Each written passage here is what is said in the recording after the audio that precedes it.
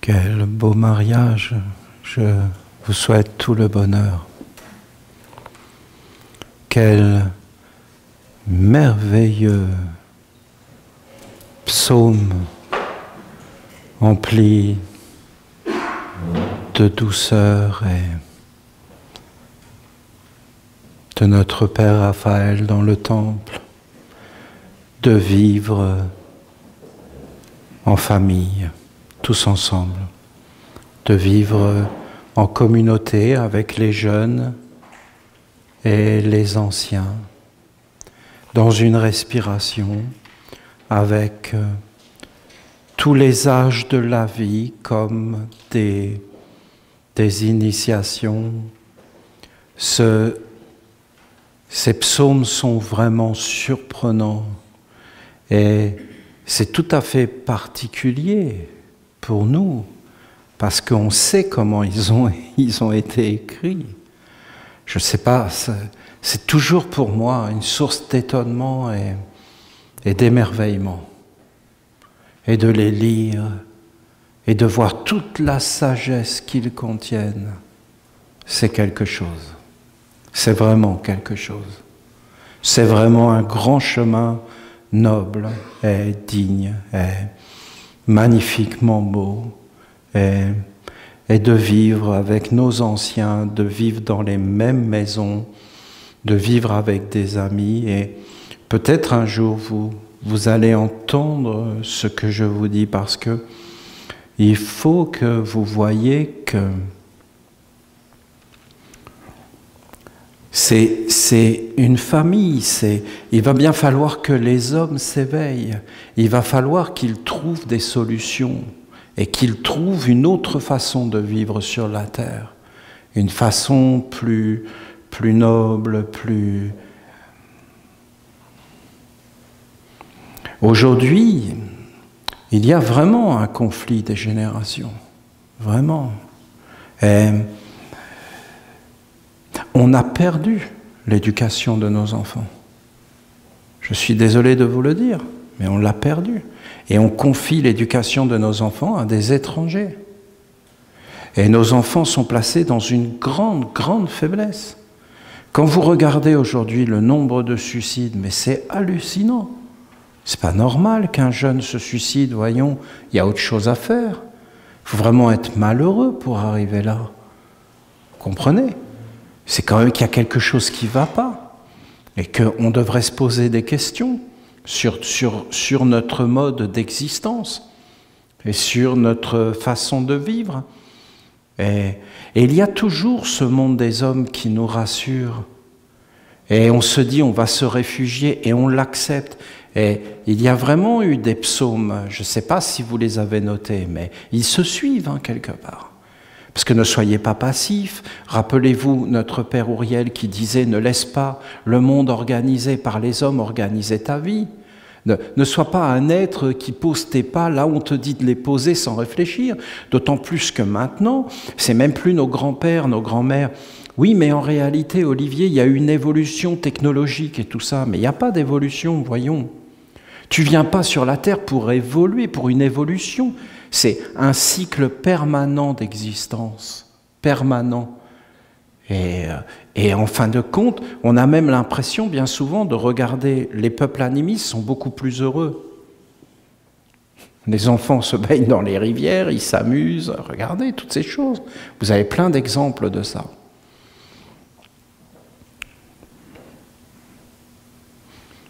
Notre travail deviendra puissant pour toucher la mer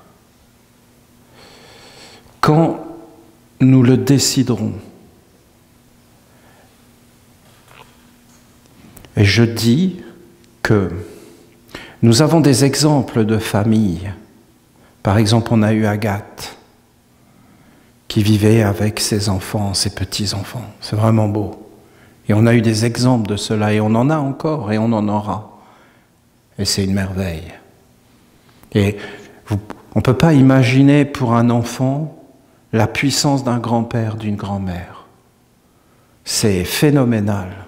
D'abord d'avoir ses parents, ses deux parents, Si c'est possible, c'est beaucoup mieux. Et après, d'avoir son grand-père, sa grand-mère, et d'avoir des relations harmonieuses, et d'avoir toute une respiration, ben ça fait du bien. Je vous garantis, si on pense aux enfants, ça fait du bien. Et je vous ai déjà tellement parlé de ces choses. Ceux qui s'approchent de notre nation, de notre façon d'être au monde, ils doivent être des piliers, des êtres sur qui on peut compter. Et pas des êtres qui ferment les portes, mais des êtres qui ouvrent les portes. Vous savez, bien souvent, on ferme les portes quand on a peur. Et on a peur parce qu'on n'est pas sûr de soi. Et on n'est pas sûr de soi parce que dans le fond, on est mal bâti, on est mal éduqué, mal élevé. Si tu es mal élevé, tu as peur. Et si tu es dans un monde hostile, bien tu as peur. Mais si tu es bien élevé, bien bâti, si tu as été bien éduqué, tu n'as pas peur. Tu as confiance en toi, c'est naturel. Et tu n'es pas dans un monde hostile. Le monde n'est pas hostile. Le monde est bienveillant. Le soleil est bienveillant. Les plantes sont bienveillants. La nature te dit, tu ne dois pas faire n'importe quoi. Ça, c'est certain. Parce que si tu manges n'importe quoi, tu fais n'importe quoi, tu vas tomber malade, tu peux même mourir. Même si on a tellement peur qu'on a tout aseptisé et qu'on a rendu la nature inoffensive. Parce qu'il y a des dangers dans la nature. Mais ce n'est pas vraiment des dangers. Parce que si tu es bien éduqué, si tu es vigilant, parce que rien ne va remplacer la vigilance, eh bien en réalité, il ne va rien arriver du tout. Le monde moderne fait beaucoup plus de morts que faisait la nature dans les temps anciens. Il y a beaucoup plus de morts sur les routes, dans tout un tas de choses, que ce que faisait la nature avant. Mais on ne veut pas le regarder, tout ça. Parce qu'on veut croire que ce monde est sécuritaire. Mais il ne l'est pas du tout, je vous garantis. Il y a beaucoup plus d'agressions et tout ça dans ce monde qu'il n'y avait, en fin de compte, quand les êtres vivaient en famille, en communauté et en harmonie avec la nature. Alors, en vérité, il faut des êtres sur qui on peut compter, des êtres solides, des êtres qui ouvrent des portes et des bâtisseurs. Il ne faut pas forcément se dire « oui, voilà, on va vivre dans le monde des hommes et on va accepter cette vie ». Parce qu'on n'est pas en train de regarder qu'il y a des conséquences derrière tous nos choix et tout ce qu'on fait, et des conséquences beaucoup plus grandes, et des conséquences qui ne s'arrêteront pas en fin de compte à notre mort, mais qui continuent dans l'au-delà et qui continuent pour les générations futures. Parce que les générations futures, elles vont nous regarder, elles vont regarder ce qu'on a fait de nos vies. Et en fin de compte, elles vont nous emboîter le pas. Et ce n'est pas simplement un pas physique, c'est qu'il y a tout un monde qui est derrière. Nous vivons dans les prières et dans les souhaits de nos ancêtres, qui ont voulu le monde comme cela. Le Québec a été bâti par des êtres qui ont voulu bâtir. Ils n'avaient pas le choix, de toute façon. C'était ça où ils mouraient. Ben, c'est pas si mal que ça. Alors à un moment donné, ben, tu peux compter parce que tu es obligé de bâtir. Le père Raphaël, je ne sais plus il y a combien d'années, il nous a dit plus de contre-vertu. Vous vous rendez compte? Plus de contre-vertu. C'est incroyable comme parole. On ne pense pas à ça. C'est-à-dire qu'il ne faut plus utiliser les contre-vertus. Parce que quand tu les utilises, elles passent à travers toi et elles agissent. Saint Jean nous a donné un message où il a dit qu'il fallait que ça soit un cercle pur et qu'il n'y ait aucune contre-vertu qui entre dans ce cercle pur. Et je vous en ai donné des enseignements. Je vous en ai donné et donné et donné. Et je vous ai expliqué.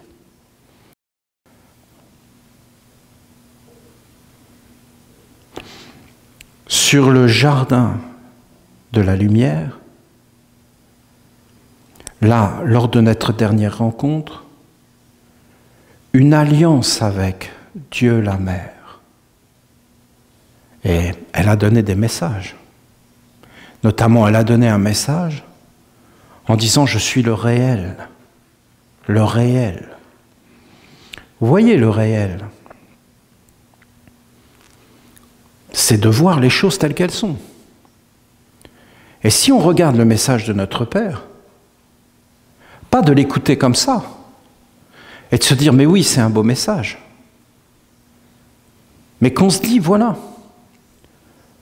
on va vivre comme ça. Vous voyez la différence? Vous voyez l'être qui a vraiment pris conscience? Vous savez, quand j'étais plus jeune, j'avais vraiment compris ce que je vais vous dire là. Je l'avais compris. Je ne vous en parle plus, parce que j'ai un certain âge. Je vous l'ai déjà dit. J'ai eu cette bénédiction, je ne sais pas pourquoi.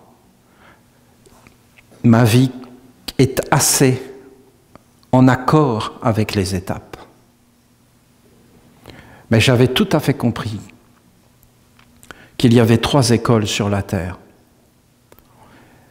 Il y avait l'école de la sagesse, l'école de l'amour et l'école de la vérité. Mais en fin de compte, la vérité, elle est terrible.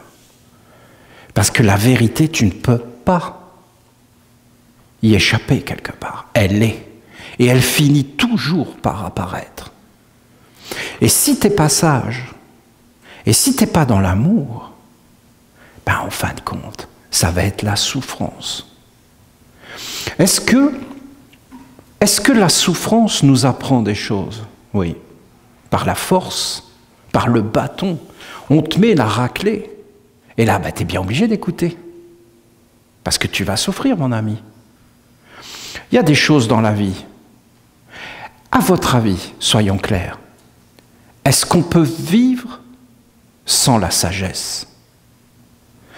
Est-ce qu'on peut vivre sans l'intelligence? Mais, soyons clairs, la sagesse, est-ce que c'est si facile que ça à acquérir? Pour faire un sage, il faut sûrement des milliers d'années d'expérience. La sagesse, c'est hors de prix. La sagesse, c'est le précieux. Pourquoi? Mais parce que la sagesse, ça évite plein d'erreurs. Et donc, la souffrance. La souffrance, voyons, c'est pas souhaitable. La souffrance, c'est pas gratuit. Ça n'arrive pas comme ça. Il y a toujours des causes et des raisons. Et tu peux remonter, et tu vas les trouver. Il y a une intelligence dans le monde. Où vous voyez, où vous le voyez, là, dans la nature, dans l'univers, à l'intérieur de vous, montrez-moi, où vous voyez une seule bêtise, quelque chose de stupide, quelque chose qui n'est pas une merveille, qui n'est pas une splendeur. Montrez-moi. Tout a un sens. Tu peux être émerveillé de tout. Les yeux, le cerveau, le sang, le cœur, la digestion. Vous allez me dire, la digestion, c'est n'importe quoi. Mais non. Ça a un sens profond, profond. Les animaux, tout a un sens. Comment ça se fait que les hommes ne le voient plus? Les hommes ont inventé la stupidité. Ils l'ont cultivée. J'ai été effrayé quand j'étais enfant de voir la stupidité de mes professeurs. Ils étaient stupides, crétins, et emplis de vices, d'attouchements, de trucs bizarres, mais vraiment bizarres, avec des yeux bizarres et regards bizarres. Je n'étais pas du tout éduqué, voyons. J'ai été effrayé du monde, personnellement. Et j'ai cherché comment m'en sortir.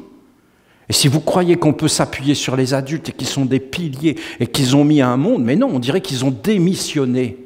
D'ailleurs, tout le monde démissionne, mais c'est impossible de démissionner. Comment tu veux démissionner? Tu ne peux pas démissionner, voyons, tu vas aller où? Tu vas faire quoi? Tu ne peux pas démissionner de la lumière, de la sagesse. Tu ne peux pas abandonner la sagesse. Donc, en réalité, c'est ce que je vous ai dit. Tout est dans une intelligence. Donc, la souffrance, elle a un sens. Elle a un sens. Si tu n'es pas sage, tu souffriras jusqu'à ce que tu sois sage. Qu'est-ce que c'est la sagesse? C'est de vivre avec amour. C'est de cultiver des bonnes relations. C'est d'être clair. Les hommes parlent de l'amour, mais c'est que le sexe. Ça va jamais plus loin que ça. C'est la reconnaissance du ventre, c'est des choses comme ça. Mais l'amour qui emplit tout, l'amour avec les arbres, avec la nature, avec les animaux, le sens du sacré. Vous voyez, vous promenez dans la nature et là vous avez le sens du sacré. Vous voyez qu'il y a une atmosphère, que tout est sacré. Vous sentez les forces, vous sentez la bénédiction. Vous sentez qu'il y a un monde intelligent tout autour de vous. Mais c'est quand même triste de passer sa vie sans avoir vécu ça, vous ne trouvez pas ? Non, parce que la parole dans le temple de notre Père Raphaël, mais c'est incroyable ce qu'il a dit. Mais ce qu'il a dit, c'est l'amour, c'est empli de délicatesse, de douceur. Mais la vérité, vous comprenez, c'est qu'on a abdiqué ce qu'il nous a dit. Et je ne vais pas rentrer là-dedans parce que dans le fond, je n'ai pas envie d'en parler. Je vous en ai trop parlé, je veux passer à autre chose. Je veux aller vers les mondes supérieurs. Vous comprenez ?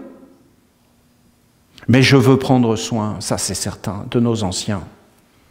Moi, je place les personnes âgées au-dessus de tout. Je vous le dis clairement, c'est comme ça que je pense. De s'occuper des enfants, ça sert à rien si vous vous occupez pas avant des personnes âgées. Si vous vous occupez des personnes âgées, vous vous occuperez des nouveau-nés. D'une bonne façon. C'est pas des marchandises, c'est pas des votants, des électeurs. Vous comprenez? Les jeunes, ce n'est pas des électeurs. Ce n'est pas des marchandises. On ne peut pas mettre un emprunt sur leur tête, les endetter. On n'a pas le droit de faire ça. Et aller parler à nos anciens. Et si nos anciens ne sont même plus capables de dire des choses pareilles, c'est qu'on a détruit tout le cycle de la vie. Vous vous rendez compte que si on a détruit tout le cycle de la vie, ça voudra dire qu'on va vivre pour rien. Et si les personnes âgées aujourd'hui étaient dans une grande honnêteté et qu'on leur donnait les moyens d'être claires, elles nous le diraient. J'ai vécu pour rien. Voilà, j'ai fait 2-3 bricoles, j'ai mangé 3 tartes au citron. Mais non, mais ça va pas plus loin. Hein. J'ai travaillé toute ma vie juste pour payer des choses bizarres qu'on servait à quoi? À quoi et à qui? Le monde est meilleur? Et ainsi de suite. Non, non, le monde... il y a quelque chose qui ne va pas, je vous dis. Et le Père, dans le temple, il nous le dit, ce qui ne va pas, c'est que tous les âges de la vie vivent ensemble, dans une grande respiration, forment un seul corps qui transmet le savoir acquis à travers les âges. Et vous croyez qu'il est si incroyable, ce savoir? Vous croyez qu'il est si difficile? Tu vivras avec amour.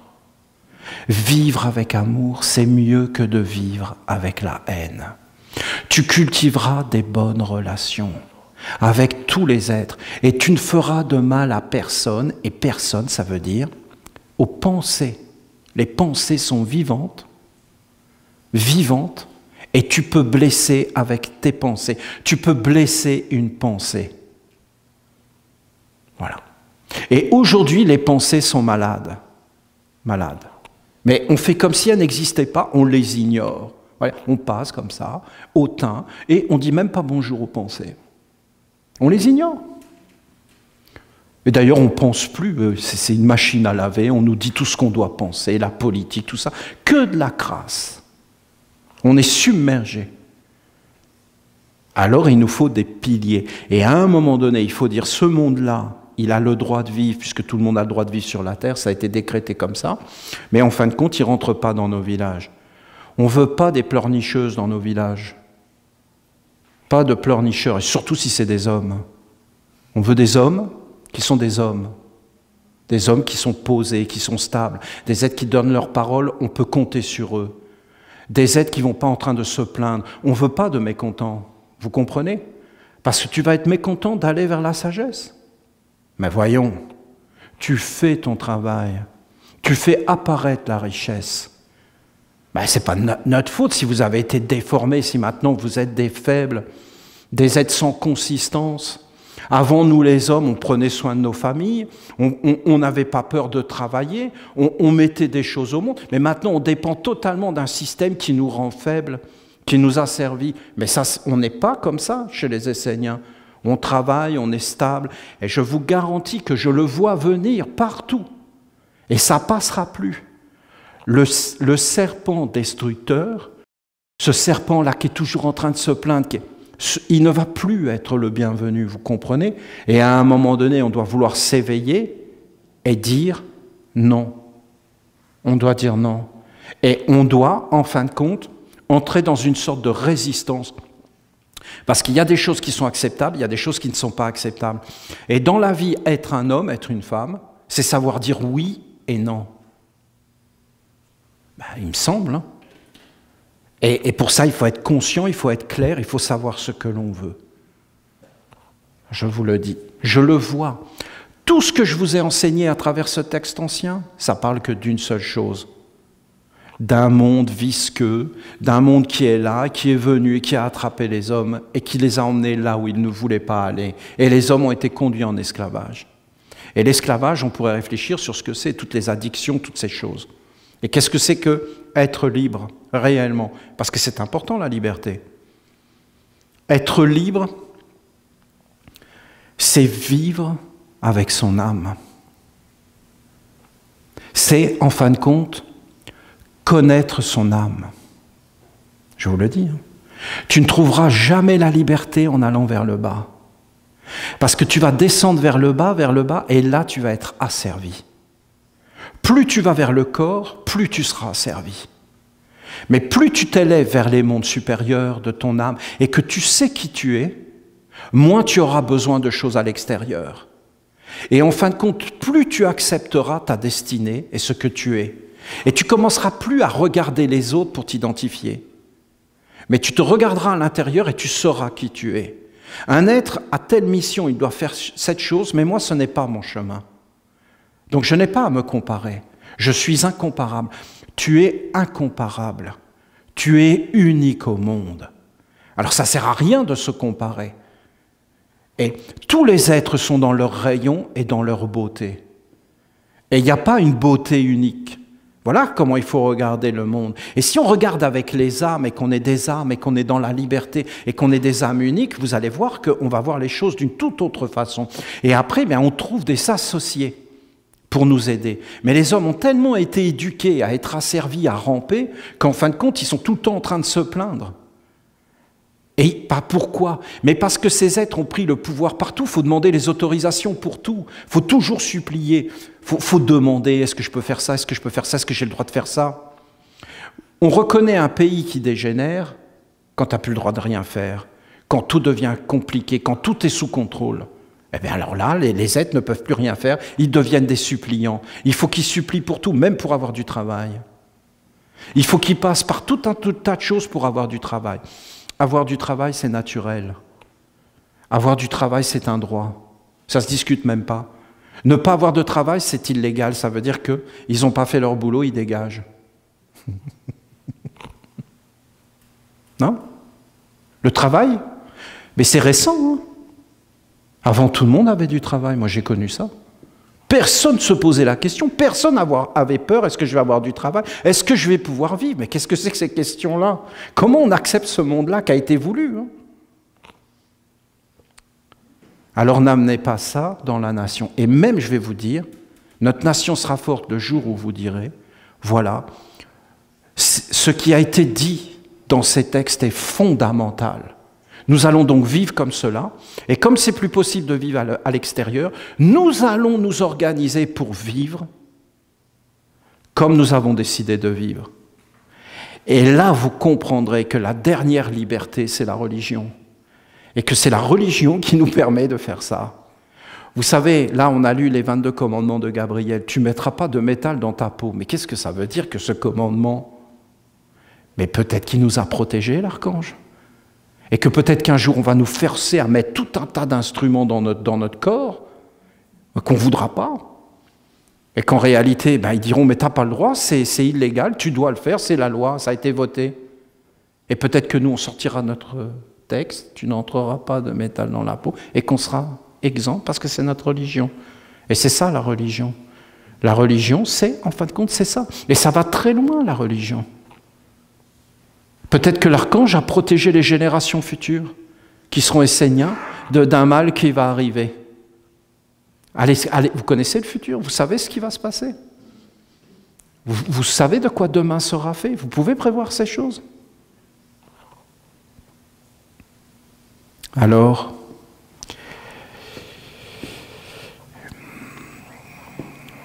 d'aller vers la mer, comme c'est en train d'arriver dans le jardin, beaucoup de choses vont changer. Il faut que vous vous prépariez. Parce que vous voyez, on ne manque pas de respect à sa mère. On est d'accord? Qu'est-ce qui se passe si on manque de respect à la mère? Et clac, clac, direct. Non? C'est pas bien, non?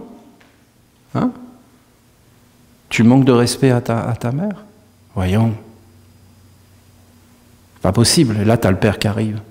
Et nous, les pères, on est des pères et on a le droit d'être des pères. Et on redresse, direct. Et on fait respecter la loi. Parce que la loi est bonne. Elle est bonne et elle est juste. Et vous savez, c'est toujours plaisant d'être respecté la loi de l'amour, de la sagesse et en fin de compte de notre mère. Et notre mère au Panama, maintenant, elle est là. Alors ici, ce n'était pas vraiment possible, ni en Europe. Parce que c'est tellement compliqué, là, tout est embrouillé. Mais là-bas, c'est vraiment clair. Et elle nous l'a montré. Elle nous l'a vraiment montré. Elle nous le montrait, on ne pouvait même pas y échapper. Et elle nous a vraiment fait apparaître les mondes. Et tout apparaît. Parce que dès que tu as la mer, mais tout devient puissant. Mais c'est hallucinant. Et en fin de compte, même vous allez voir dans vos vies, nos alliances, tout ça vont devenir beaucoup plus puissantes maintenant. Partout, sur tous nos territoires. Et la magie va arriver beaucoup plus forte qu'avant. Grâce à cette nouvelle étape que nous avons montée. Ça va être beaucoup plus fort. Mais je vous dis que la lumière ne tolérera pas, écoutez ce que je vous dis, elle ne tolérera pas qu'on utilise des contre-vertus. Il faut qu'on choisisse notre camp. Elle ne le tolérera pas. Est-ce que vous voyez, vous, devant le soleil, qu'il y a encore des ténèbres? Et que le soleil dit, bon ben là, voilà, on va laisser une poche de ténèbres, donc vous avez des bulles de nuit qui sont là. Mais non, voyons, dès que la lumière arrive, la nuit disparaît. Et il n'y a pas de négociation. La nuit s'en va devant la lumière. Et tu ne dois pas utiliser des choses sombres dans ta vie si tu veux marcher avec la lumière. Tu dois utiliser la vérité, tu dois utiliser ces choses, et en fin de compte, tu dois être clair. Donc tu dois être dans l'honneur, tu dois être dans le travail, tu dois faire les choses telles qu'elles sont, tu dois vivre avec l'intelligence. Et tu ne dois pas utiliser le mécontentement, les contre-vertus. Tu ne dois pas utiliser ces choses-là. Je sais qu'on est habitué à les utiliser. Je sais qu'on nous a éduqués de cette façon-là, qu'on obtenait des résultats en se plaignant. Mais en réalité, ce n'était pas une bonne éducation. C'est une éducation qui rend faible. Bien sûr que plus les peuples, plus les individus sont faibles et plus on a un État fort qui nous prend en charge, ben ça, moi, personnellement, je n'aime pas. Je n'aime pas. Voilà, je vous dis. Et rappelez-vous ce que je vous dis, parce que vous perdrez vos pays. Un État tout-puissant qui gère tout, eh bien, à la fin, vous êtes dans une dictature, il vous écrase, vous n'avez plus rien le droit de faire, vous avez la police partout, les caméras partout, et tout est interdit. Et après, ça va où? Ben, on l'a vu. C'est les pires pays qu'il y a eu sur la Terre. La Chine, l'Union soviétique. Regardez ces choses. Ah, ils ont brisé ça, mais maintenant, ça arrive par ici. Ça se déplace, hein. Ça ne s'arrête pas aux frontières. Alors, nous, les Esséniens, il ne faut pas que nous participions à ça. Mais qu'est-ce que ce serait beau si nous arrivions vraiment à réaliser la parole de l'archange et qu'on vive de nouveau en famille, qu'il y ait nos jeunes, qu'il y ait toute cette sagesse, toute cette beauté, qu'on prenne soin les uns des autres, et qu'en fin de compte, il y ait toutes les étapes de la vie, et que pour nous, ça soit une évidence qu'il y a une vie plus grande que la mort, plus grande. Mais ce n'est pas une croyance, c'est qu'on l'expérimente dans notre vie. On ouvre nos yeux, on regarde, on est éduqué de cette façon-là, on voit les choses. Il y a des techniques pour développer des centres supérieurs de la musique, de la poésie, de la grandeur. Voyons, il y a des techniques pour faire ça. Il y a des grands musiciens qui ont essayé de faire ça, des peintres, des êtres. Vous pouvez voir ces choses. L'art égyptien était une merveille, une splendeur sur la terre, une splendeur. Il y a eu des choses qui ont été faites qui sont d'une beauté incroyable. Je vais vous lire le message de notre Père Raphaël, mais vous allez voir, il va vous parler de ce que je viens de vous dire. il va vous parler, en fin de compte, du serpent. Oh, ça va aller, Pierre-Antoine. C'est gentil.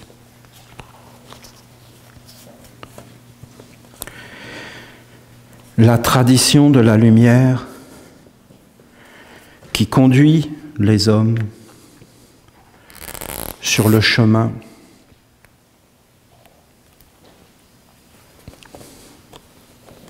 de l'initiation, d'être initié, d'être dans l'apprentissage, d'être sur un chemin d'apprendre, et un chemin d'éveil, de connaissance, un chemin qui t'augmente, qui te développe. Être initié, ça veut dire être commencé, recevoir une semence, et puis après la développer, et être dans des corps. C'est une éducation. L'éducation, c'est fondamental, c'est toute la vie après, toute la vie, qui va être avec des expériences, tes yeux, comment tu vas regarder les choses. Est-ce que tu vas être fort, est-ce que tu vas être faible dans la vie?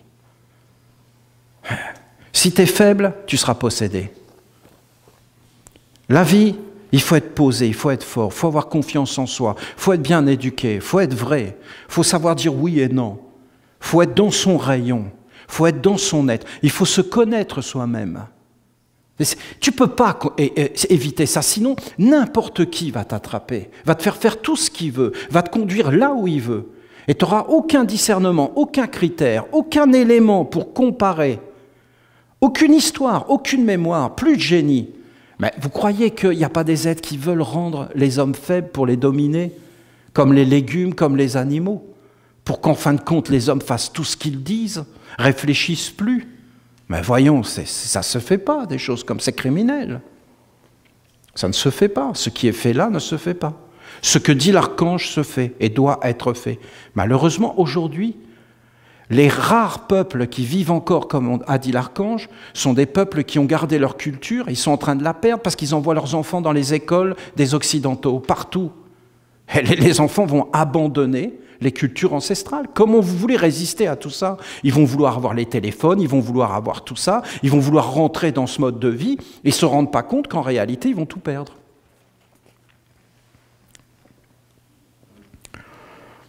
La tradition de la lumière qui a conduit les hommes sur le chemin de l'initiation vous a transmis un savoir et un grand hiéroglyphe à travers le caducée de Thoth.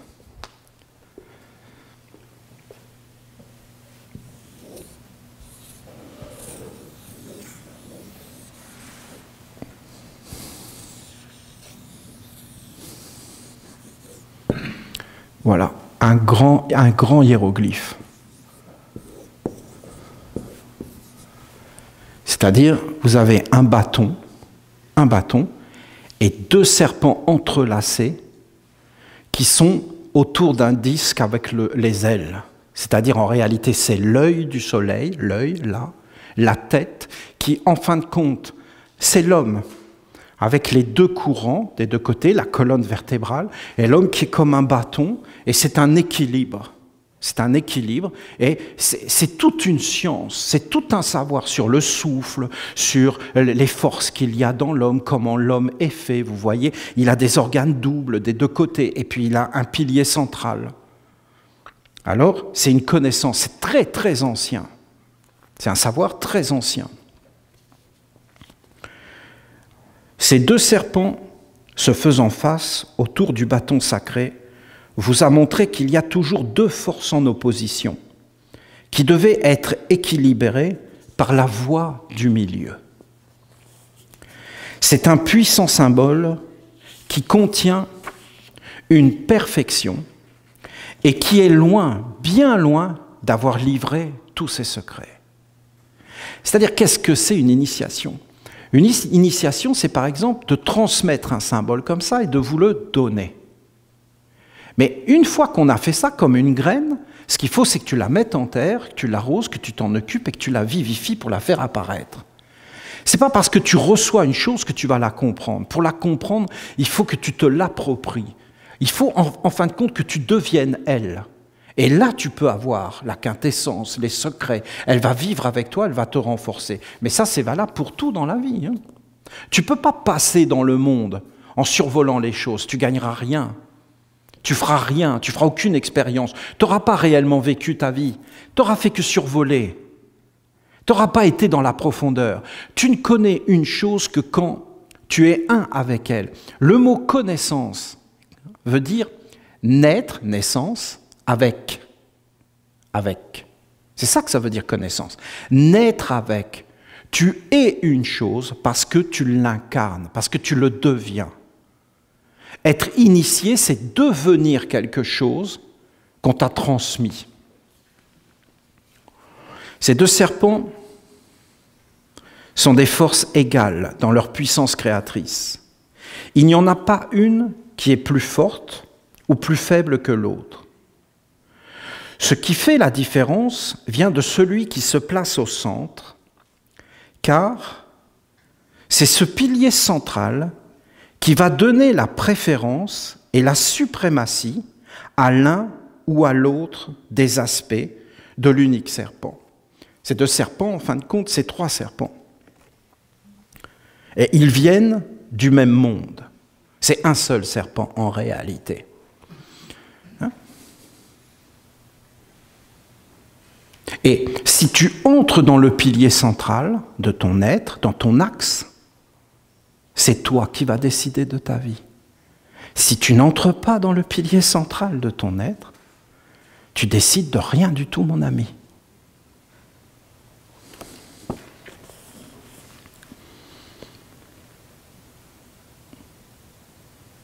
Le choix, la décision et la maîtrise se trouvent au centre, dans la voie centrale.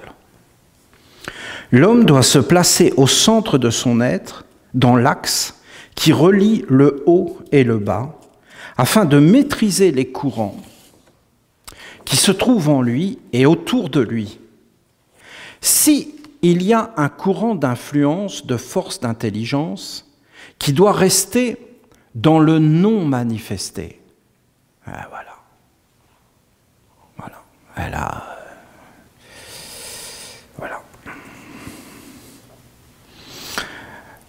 Alors que l'autre doit être manifesté.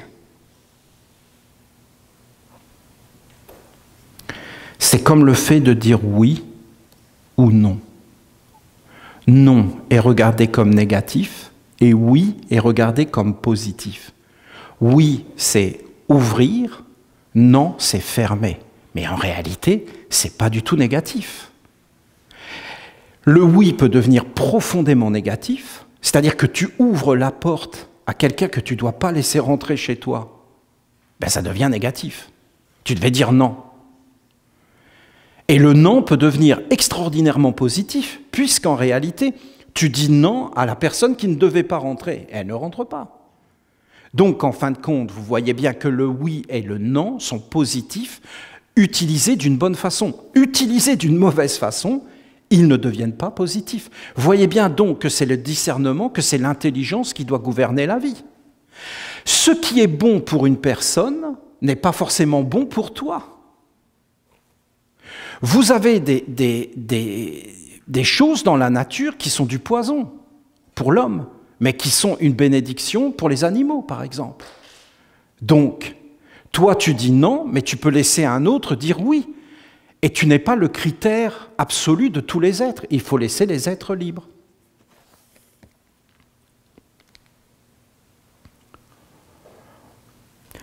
C'est un pilier central qui permet de dire oui ou non. Une zone qui est neutre. Neutre. En fin de compte, vous avez oui, vous avez non.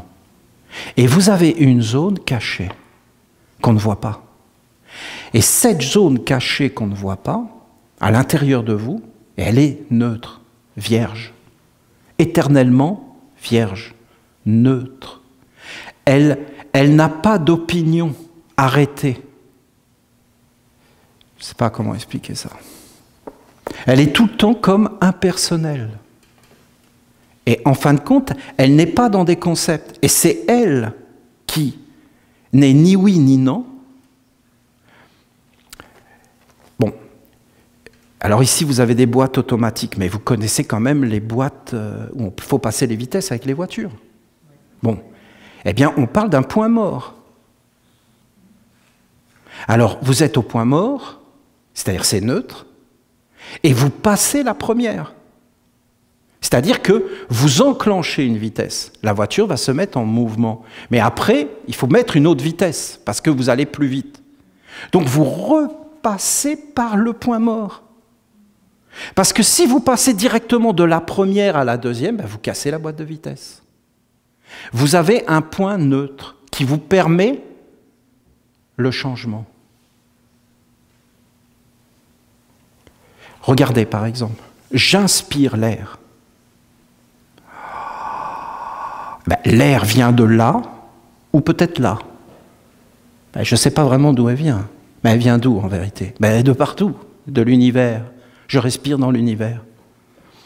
Et après, elle rentre, donc elle vient de là et elle va par là. Mais après, elle va changer d'orientation, c'est-à-dire qu'il va y avoir une boîte de vitesse. Là, je passe la marche arrière. Et l'air ressort. Mais il y a un point neutre. Il y a un moment où je ne respire pas. Je ne fais pas... Je ne peux pas le faire. D'ailleurs, je vais mourir si je fais ça. Il faut qu'il y ait un point neutre. En Inde, les yogis sont énormément concentrés sur le souffle. Et ils bloquaient leur respiration pour entrer dans ce point du silence et du non-mouvement. Les deux serpents que vous voyez sont le souffle. Vous avez des souffles autour de vous. L'air est vivante. Nous ne respirons pas le même air, même si nous sommes dans la même pièce. C'est pourquoi nous n'avons pas les mêmes pensées, les mêmes états d'âme, les mêmes problèmes. Nos problèmes ne sont pas immatériels, ils ne sont pas des choses comme ça. Les êtres vont en vacances pour se laver la tête, mais ils emmènent tous leurs problèmes avec eux. Montez au sommet d'une grande montagne, au bout d'un moment, si vous restez longtemps, vos problèmes vont vous suivre. Et à un moment donné, vous aurez les mêmes pensées, les mêmes choses, parce que vous les emmenez avec vous. C'est un monde spirituel qui est toujours là. Il est où? Mais dans le souffle. Vous pouvez changer les choses si vous vous concentrez sur ce point neutre, qui, en fin de compte, il l'appelait l'aximundi, c'est-à-dire le point central du monde. Vous avez des choses qui tournent, c'est-à-dire un envoûtement, un voult. Envoûté veut dire un cercle, encerclé, qui est rempli d'images, un zodiaque, des influences, des forces du cosmos qui viennent vers vous, des paroles. Les hommes, là, on n'entend pas ma parole de la même façon, parce que ma parole sort, et en fin de compte, elle traverse vos atmosphères. Et là, vous la digérez, vous la comprenez en fonction des organes qui sont tout autour de vous. Si vous arrivez à entrer dans ce point neutre, à l'intérieur de vous, dans ce centre, vous arriverez à contrôler votre vie. C'est ce que nous dit l'archange Raphaël. Vous arriverez à dire oui et non avec force et détermination. Et vous arriverez à voir à qui il faut dire non et à qui il faut dire oui. À partir de votre propre centre, vous ne serez pas obligé d'aller chercher sur Wikipédia pour savoir, est-ce que je dois dire oui ou non, vite, wiki. Et après, quand ils vont vouloir vous l'intégrer dans le cerveau directement, ben vous direz non, puisque l'archange a dit pas de wiki dans la tête. C'est le pilier central qui permet de le faire, une zone qui est neutre, qui demeure vierge et qui est omniprésente. Parce que si vous regardez le souffle, il rentre et il sort, mais cette zone neutre, elle n'entre ni ne sort, elle est toujours là. Tout le temps, en permanence, le jour et la nuit.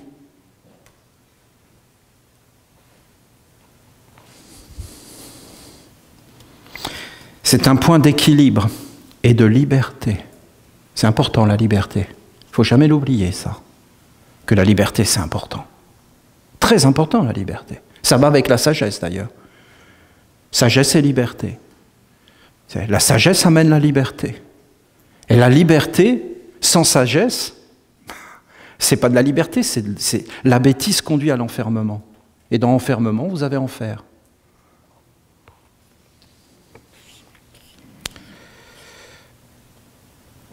La liberté qui permet de changer le sens des choses comme avec la respiration qui va dans un sens puis dans un autre. Ce centre peut donner le pouvoir de se manifester au serpent de la destruction. Donc là, c'est plus le oui et le non, c'est qu'en fin de compte, vous avez un serpent destructeur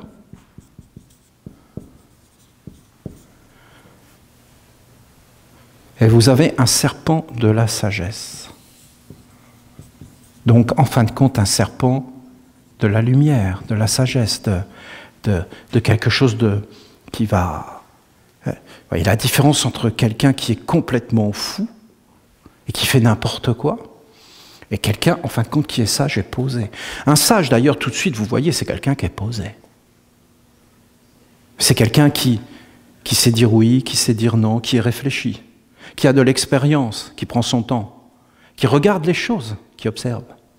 Un sage observe. Un sage, tu ne peux pas lui raconter n'importe quoi. Parce qu'il prend ce que tu dis, il sent. Non, ça sent pas bon. Tiens, garde. Il ne fait pas rentrer n'importe quoi. Il ne croit pas n'importe quoi.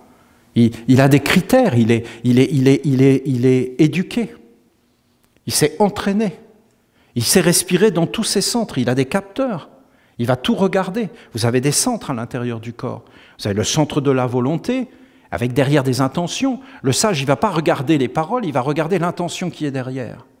Il va la faire apparaître, il s'est entraîné. Ben, c'est important quand même. Parce que vous voyez, aujourd'hui, il y a des étiquettes partout. Mais avant, il n'y avait pas d'étiquettes, comme on faisait. Ben, on sentait, on regardait, on touchait. C'était l'essence. Moi, ma grand-mère, elle disait si le melon était bon, elle disait tout ça, elle savait. Ils avaient des critères, ils touchaient, ils regardaient des détails, et ils savaient. Et on ne pouvait pas leur raconter des histoires. Et maintenant, c'est des étiquettes, c'est infâme. Parce que quand tu lis les étiquettes, c'est des produits radioactifs, hein, c'est marqué « attention, radioactif ». Bientôt, c'est carrément... non, mais vous avez vu ce qu'il y a dans le pain? Moi, le pain, c'était de la farine, du sel et de l'eau. Ah non, non, non, non. C'est passé par la Chine, par la Lune. Tu peux le manger dans l'espace. Date de consommation, 3000 ans. Ah d'accord. Ah d'accord, ok. Ok. Donc, non, on ne peut pas te raconter d'histoire. Tu regardes, tu pèses.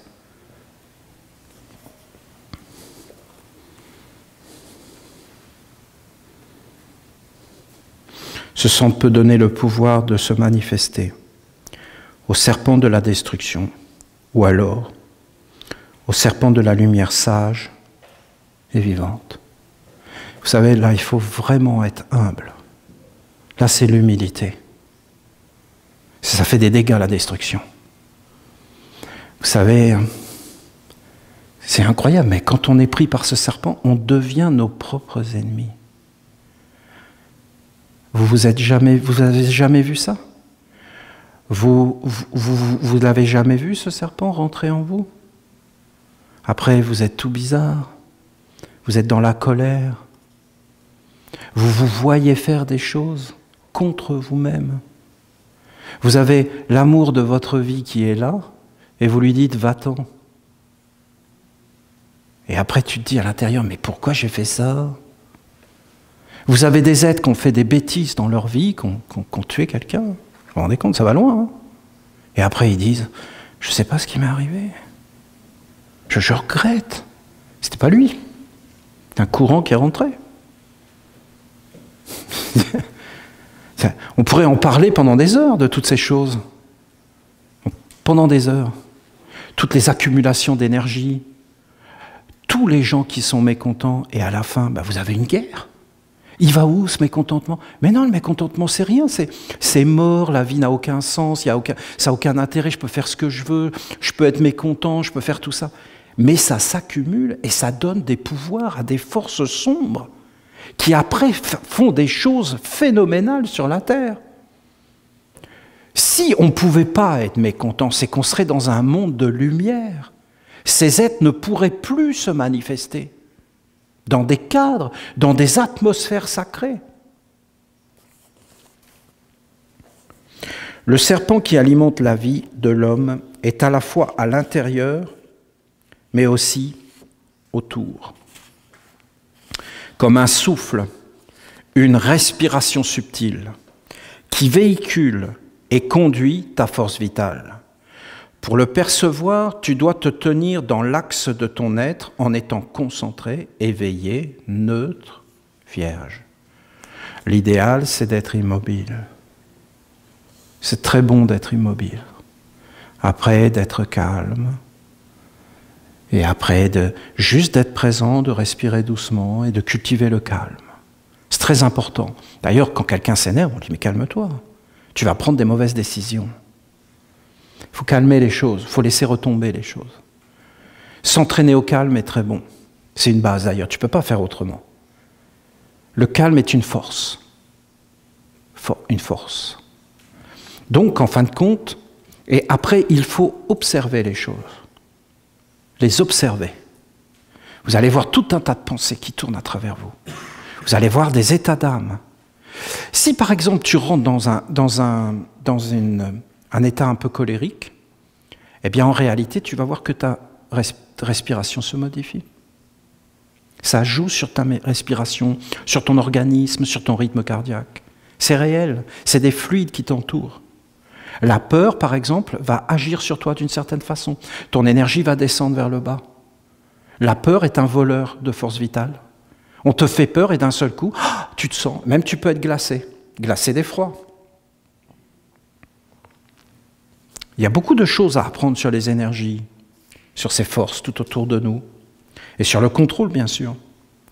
Il entre en toi et te touche de multiples façons pour pouvoir t'animer et se manifester à travers les situations de ta vie quotidienne, tes organes, tes sens, tes pensées, tes états d'âme, tes besoins, tes désirs, tes rêves, tes inspirations, tes identifications. Est-ce le serpent de l'illusion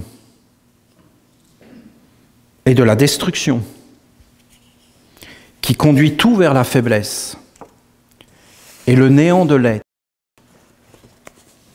Est-ce le serpent de la lumière sage qui est la résurrection et la vie?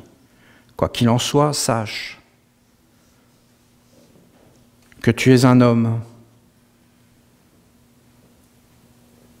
et qu'en cela tu te tiens au centre, que tu es l'instrument qui permet la manifestation et que tu es le roi de ce royaume.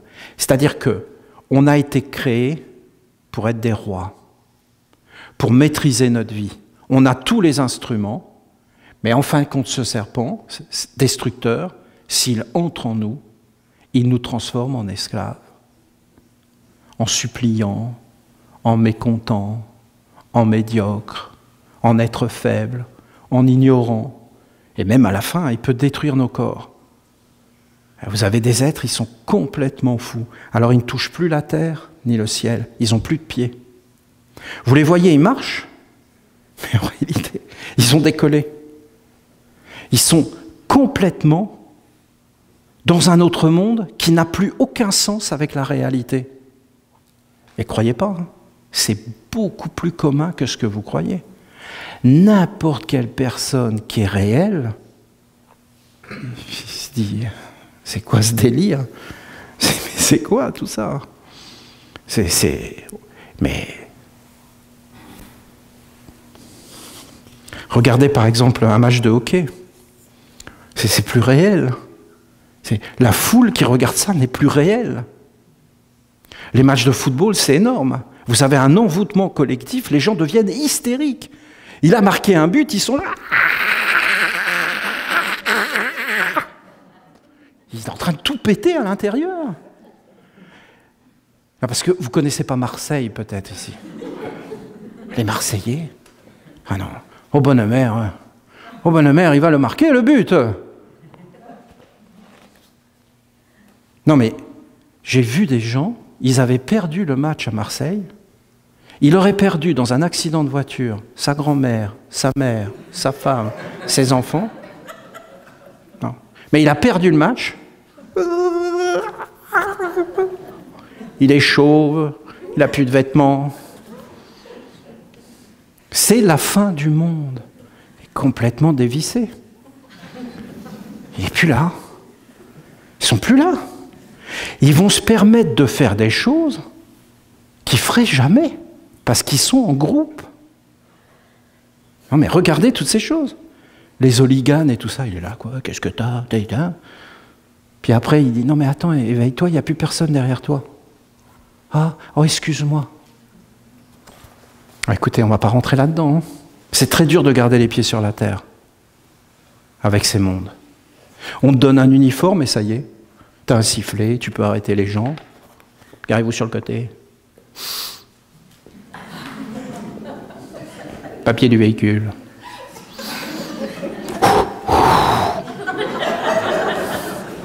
Il n'est plus là.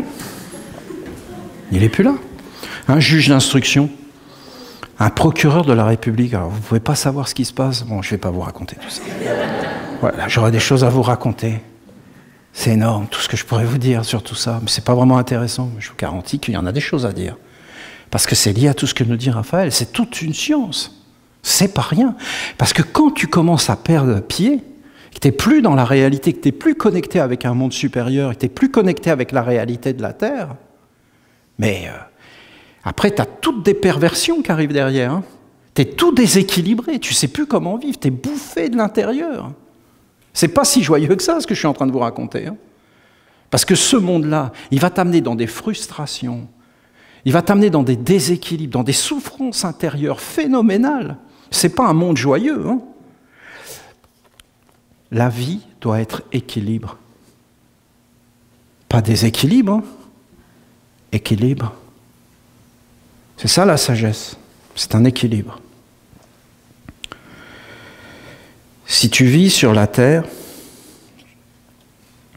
tu ne peux pas faire autrement que d'être confronté à ces deux influences qui vont venir te solliciter. Tu dois apprendre à les percevoir clairement et à les séparer. C'est une évidence. L'une va t'apprendre à dire oui, et l'autre à prononcer le non. C'est une grande sagesse de savoir prononcer ces deux mots, en lieu et heure, c'est-à-dire au moment juste. Ça va déterminer tout ton futur. Il y a un monde qui doit rester dans le non manifesté,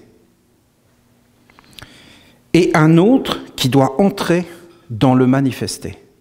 Voyez, là par exemple, je suis en train de vous manifester la parole de Raphaël. Et j'ai dessiné sur le tableau le caducée d'Hermès. D'accord? Regardez. Vous le voyez là? C'est neutre. C'est neutre. Regardez.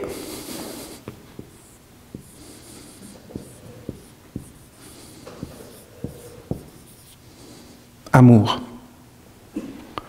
Je l'ai manifesté. Qu'est-ce qu'il y a dans le non manifesté?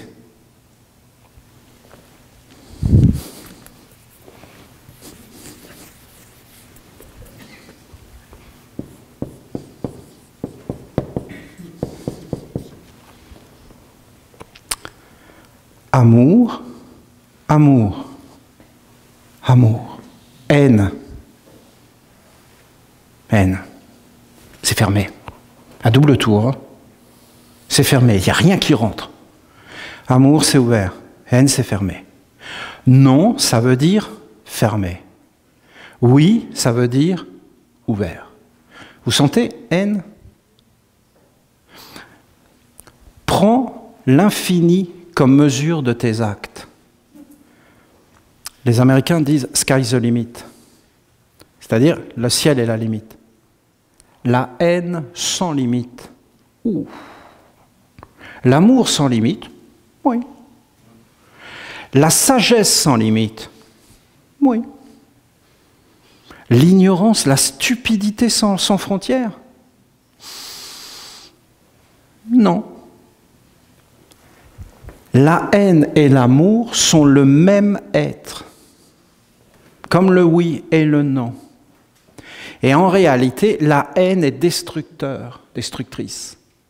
L'amour est fondateur. Si je marque haine ici, je ne peux pas marquer amour. Parce que l'amour où il est, j'ai écrit haine sur amour. Ils sont au même endroit. Ce sont des choses qui ne peuvent pas être au même endroit en même temps.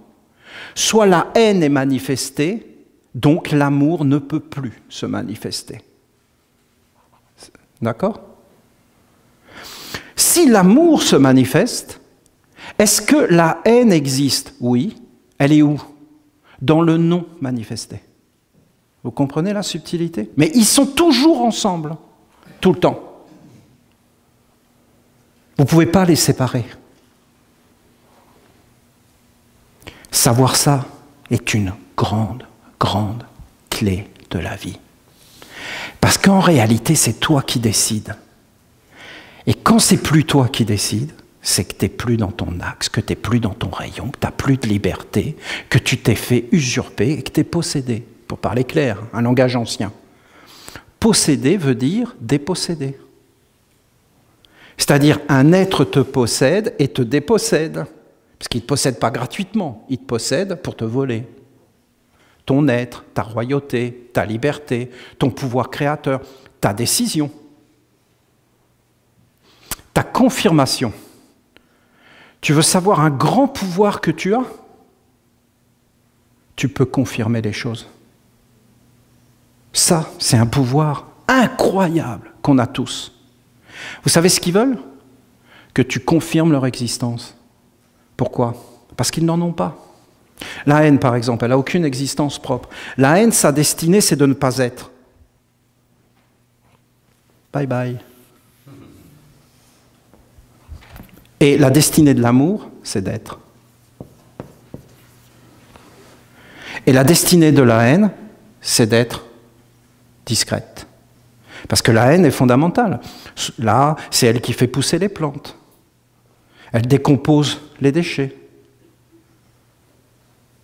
Elle doit être à sa place. Si la haine montait dans la plante, dans la fleur, là, la fleur, c'est l'amour qui l'a fait pousser. Vous le voyez ? Vous voyez ces choses ? Regardez celle-là. C'est un soleil. C'est des soleils. Ils ont l'amour de la lumière. Mais ils se nourrissent de la haine.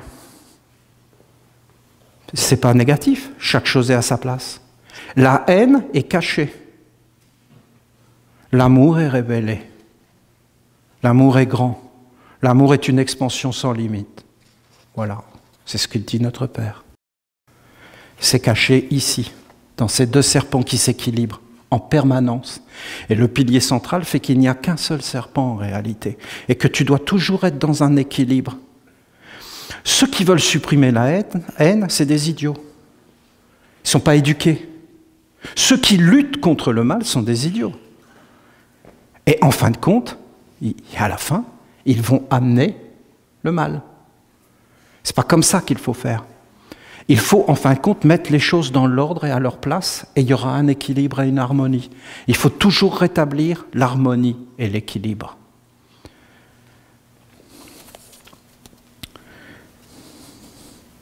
Lorsqu'un homme commence à agir dans le courant de la perdition et de la destruction, que ce soit par sa façon de penser, de parler, par son agir ou son être, alors il laisse dans le non manifesté le côté de la lumière. Comprend alors que la lumière n'a plus aucune puissance, aucun moyen de se manifester dans le monde de l'homme. Ne peut plus. L'espace est occupé. Elle ne peut faire autrement que de demeurer en arrière-plan dans l'attente d'avoir les conditions. Nous, les Esséniens, tout notre travail consiste à donner des conditions pour que la lumière puisse se manifester. Mais pour ça, il faut que nous maîtrisions et disions non aux contre-vertus. Si un Essénien manifeste les contre-vertus et commence à se plaindre parce qu'il ne fait pas son travail, et qui veut chercher des associés qui vont confirmer sa médiocrité, comprenez ? Vous vous rendez compte, et c'est des ragots. Et puis, qu'est-ce qui se passe ?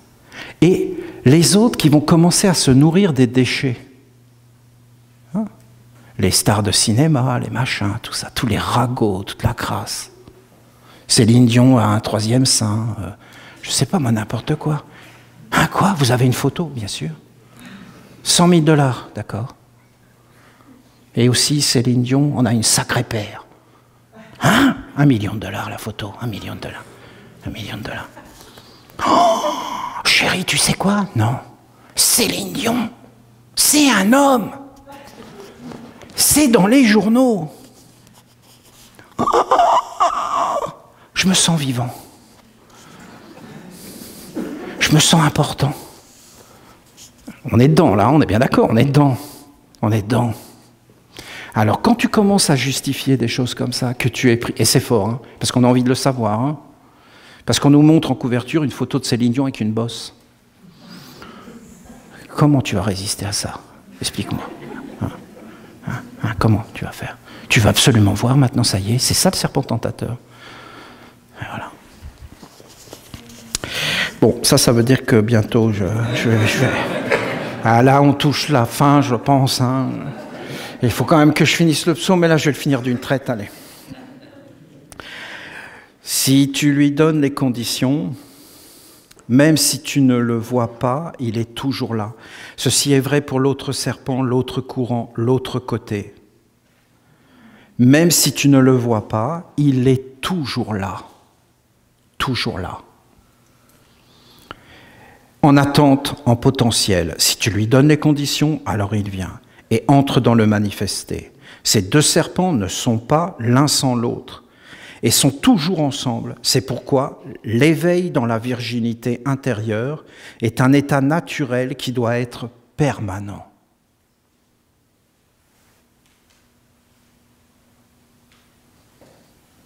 Tout le temps la vigilance, tout le temps en éveil, tout le temps clair, tout le temps regarder, tout le temps observer, tout le temps.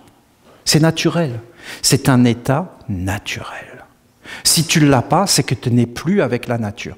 Est-ce que les hommes sont avec la nature? Non, non, on ne vit plus avec la nature. On se protège de la nature. Si tu ne vis plus avec la nature, tu es dénaturé et tu perds ta nature.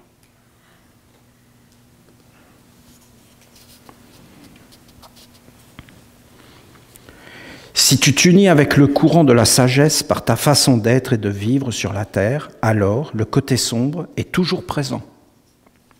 Mais il ne peut aucunement se manifester, il est sous contrôle. Il demeure dans son monde, dans un état de faiblesse croissant, et ne peut acquérir aucune puissance. Soyons honnêtes aujourd'hui, ce qui est dans la faiblesse, c'est la lumière. Vous avez n'importe quelle personne là qui va vous parler de lumière, elle est suspecte. Suspecte. Sûre. Suspectée, mais à fond. Quelqu'un vous dit, on va faire un mauvais coup. Et on va, ah, quelle honnêteté.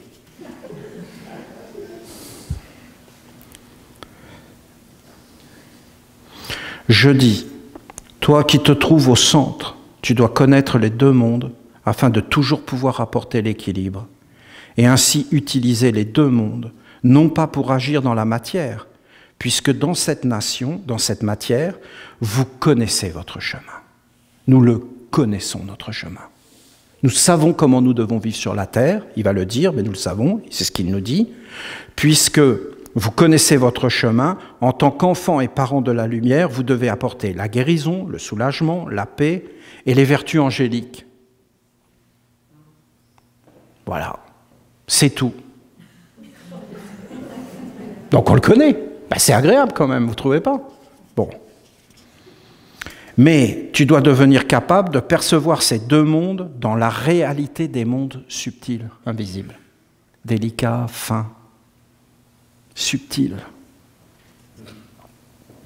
qui se tiennent derrière les formes physiques.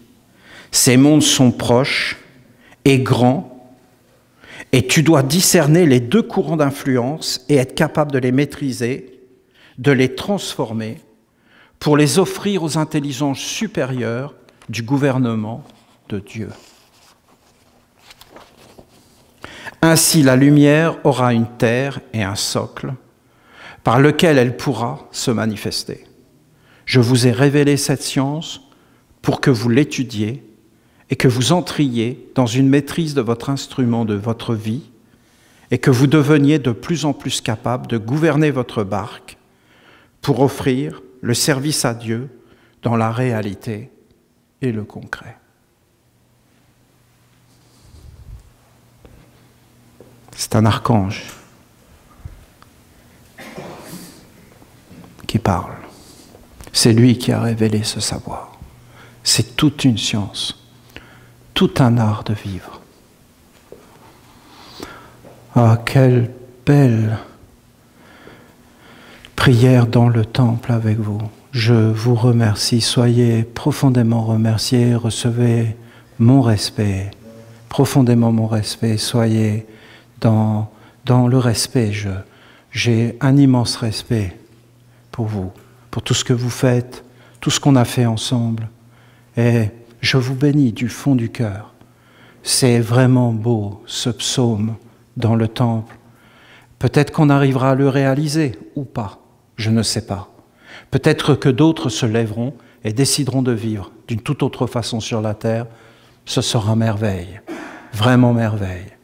Alors, soyez profondément remerciés et bénis. Merci beaucoup.